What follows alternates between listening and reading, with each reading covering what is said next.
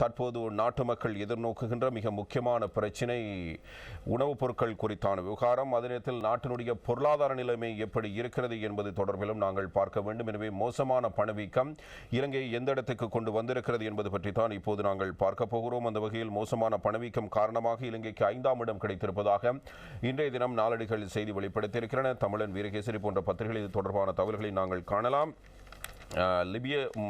Lebanon நாடுதான் இதில் முன்னிலை இடத்தை வகிக்கிறது என்பது குறிப்பிடத்தக்கது. அதற்கு பிறகு ஜிம்பாப்வே இருக்கிறது, வெனிசுலா இருக்கிறது, துருக்கி இருக்கிறது. இலங்கைக்கு 5வது இடம் என்ற அடிப்படையில் இந்த செய்தி தரப்பட்டிருக்கிறது.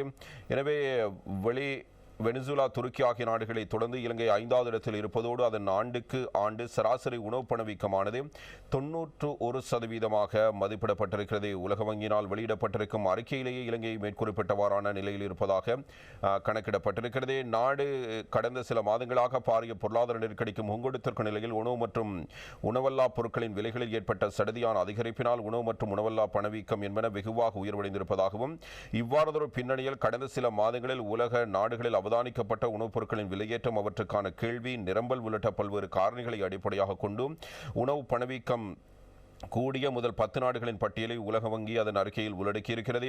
அதில் லெபனான் 1வது இடத்திலும், ஜிம்பாப்வே 2வது இடத்திலும், எத்தியோப்பியா, அதற்கு பிறகு மால்டோவா ஆகிய நாடுகள் முறையே இருக்கின்றன.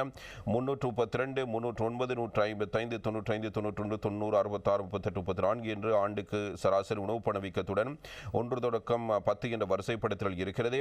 இது இவ்வாறு இருக்க 2022 ஜூலை மாதம் போது தெற்காசியாவில் உள்ள பெரும்பாலான நாடுகளின் உணவு பணவீக்கம் உயர்வாக பதிவாகி இருப்பதாகவும், குறிப்பாக ஜூலையில் பூட்டான் மற்றும் இலங்கை ஆகிய நாடுகள் உள்நாட்டு உணவுப் பொருள் நிரம்பலில் நெருக்கடி நிலைக்கு முகம் கொடுத்திருப்பதாகவும் உலக வங்கி அதன் அறிக்கையில் சுட்டிக்காட்டியிருக்கிறது. எது எப்படி பார்த்தாலும் இலங்கைக்கு எப்பொழுதோ 5வது இடம் கிடைத்திருக்கிறது. இதிலிருந்து இந்த 10 இடங்களிலிருந்து இலங்கை வெளியேற வேண்டிய ஒரு கட்டாயத்தில் இருப்பதை நாங்கள் அவதானிக்கலாம்.